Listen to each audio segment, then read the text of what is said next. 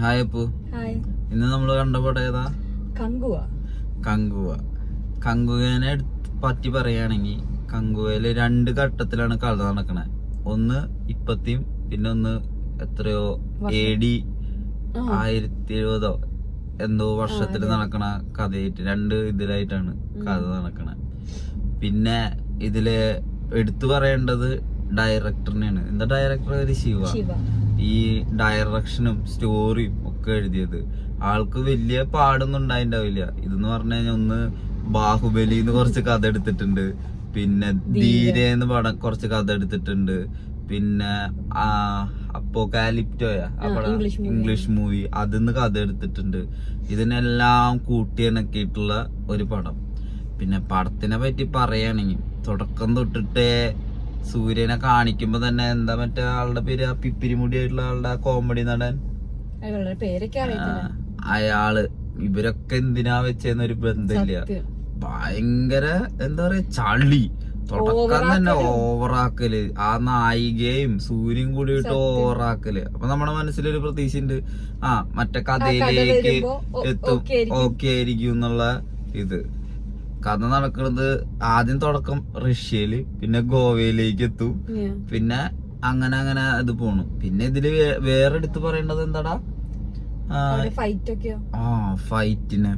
എന്റെ ദൈവമേ, പടത്തിന്റെ തുടക്കം തൊട്ട് അവസാനം വരെ സൂര്യ ഓളിട്ടിട്ട് നടക്കാം, വേറെ ഒന്നുമില്ല.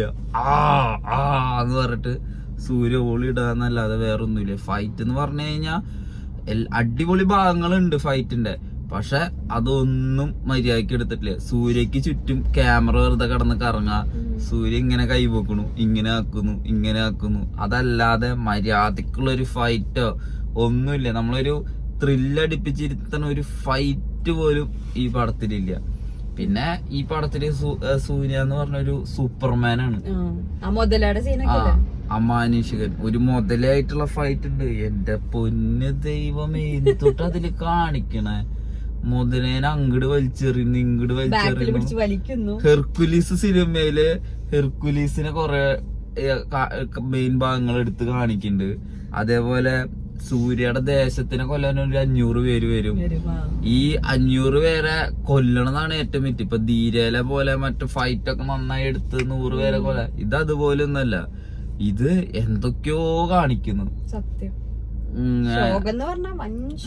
ഒരു 500 പേരുടെ പോയിട്ട് എന്തൊക്കെയോ സൂര്യ കാണിക്കുന്നു, 500 പേരെ കൊല്ലുന്നു. പിന്നെ അത് കഴിഞ്ഞ് കഴിഞ്ഞാൽ ഇതില് മറ്റേ കടലിലൊരു ഫൈറ്റ് ഉണ്ട്. അതില് ഷാർക്ക് വരുന്നു. Deep blue sea cinema. Shark ചാടി കടിക്കുന്നു. ഒരു ഷാർക്കല്ല, 5-8 ഷാർക്ക് വരുന്നു. മൊത്തത്തില് ഒരു അലങ്കോല പടം. പിന്നെ ആകെ കൂടി എടുത്ത് പറയാനുള്ളത് ക്ലൈമാക്സില് ഒരാളൊരു വരവ് വരും, അത് എടുത്ത് പറയണം. അത് ശരിക്കും ഞെട്ടി. അത് നമ്മള് ആരും പ്രതീക്ഷിക്കാണ്ട് ഒരു എൻട്രി ഉണ്ട് നമ്മളെ ഒരു അണ്ണന്റെ. അത് മാത്രം ഉണ്ട് അതില്.